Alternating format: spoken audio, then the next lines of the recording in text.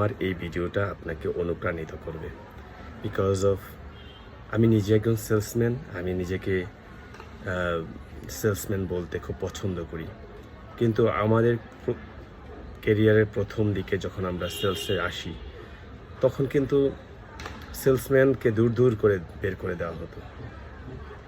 সেটা শুনতে আসলেই কঠিন, কিন্তু একজন সেলসম্যান অনার্স মাস্টার্স পাস করে সে যখন পণ্য এবং সেবার বার্তা নিয়ে মানুষের কাছে যায় তখন তারা তাকে সময় দিতে যায় না। ইভেন এখনও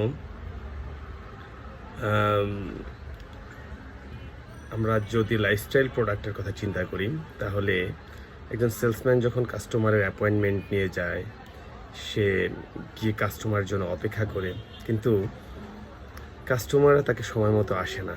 তাদেরকে সে নিজের কাজের গুরুত্ব, সময়ের গুরুত্বটাকে খুব বেশি মূল্যবান মনে করে। কিন্তু একজন সেলসম্যান কিন্তু কাস্টমারের সময় এবং চাহিদাকে সবচেয়ে গুরুত্বপূর্ণ মনে করে সময় মতো গিয়ে পৌঁছে।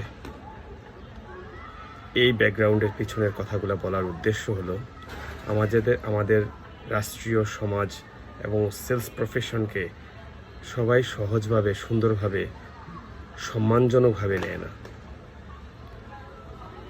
তবে আমি বলি কি, আপনি নিজের জায়গা থেকে একটু চিন্তা করে দেখেন, একজন সেলসম্যান অন্যের চাহিদা মেটাতে তার ভূমিকাকে প্রধান জায়গায় অবতীর্ণ করে।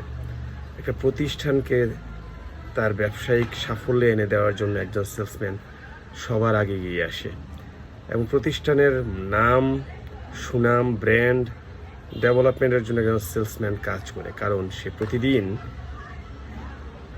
মার্কেটে যায়, প্রতিটা মানুষের সাথে কোম্পানির ব্র্যান্ডকে পরিচয় করিয়ে দেয়। একটা ব্র্যান্ডকে যখন 5-6 বার মানুষের মনের মধ্যে গেঁথে দেওয়া হয়, সেটা আস্তে আস্তে ব্র্যান্ড হিসাবে বাজারে আবির্ভূত হয়, মানুষ জেনে যায়।